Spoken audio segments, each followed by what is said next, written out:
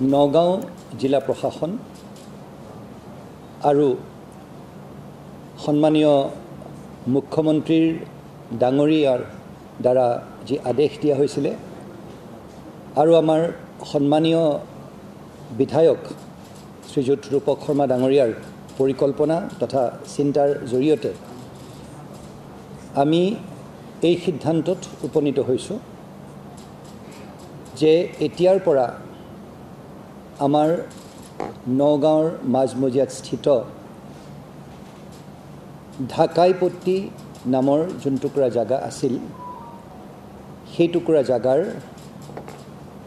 যোনটো চাৰিআলি আছে সেই চাৰিআলিটোৰ সন্মুখত আমি ৰূপকোঁৱৰ জ্যোতিপ্ৰসাদ আগৰৱালাৰ এভাগ আবক্ষ মূৰ্তি আমি দেখা পাওঁ। সেই আবক্ষ মূৰ্তিভাগত পৰম্পৰাগতভাৱে নগাঁও জিলাখনৰ সাহিত্য সভাকে প্ৰমুখ কৰি বহুতো গণ্যমান্য অনুষ্ঠানে ৰূপকোঁৱৰ জ্যোতিপ্ৰসাদ আগৰৱালাৰ দিৱস ইত্যাদি উদযাপন কৰি আহিছে।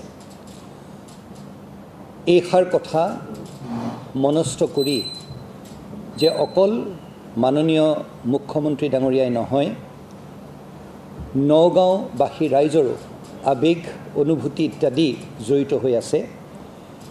সেইকাৰণে এটা সিদ্ধান্ত লোৱা হৈছে যে এই জাগাটুকুৰা আমাৰ ৰূপকোঁৱৰ জ্যোতিপ্ৰসাদ আগৰৱালাৰ যোনটো আবক্ষ মূৰ্তি আছে তাৰ পৰা আগবাঢ়ি গৈ শ্বায়াৰ ষ্ট'ৰ্ছ নামৰ যোনখন ষ্ট'ৰ্ছ আছে সন্মুখত আমাৰ চৈতন্য আমি ভাণ্ডাৰখন পাওঁ। সেই টুকুৰা জাগা পুনৰবাৰ কৈছোঁ আবক্ষ মূৰ্তিৰ পৰা চৈতন্য ভাণ্ডাৰলৈকে য'ত চাৰিআলি এটা আছে চাৰিআলিটোৰ পৰা অকণমান আগবাঢ়ি গৈ চৈতন্য ভাণ্ডাৰ আছে সেই জাগাটুকুৰাক এতিয়াৰ পৰা ৰূপকোঁৱৰ চক বুলি জনা হ'ব। সেই টুকুৰা জাগাৰ পৰা আগবাঢ়ি গৈ বৰবজাৰ যোনটো এলেকা আছে সেই বৰবজাৰ যোনটো এলেকা সেই এলেকাটোক বা এলেকাখিনিক বৰবজাৰ এলেকা বুলি বা বৰবজাৰ বুলি জনাজাত হ'ব।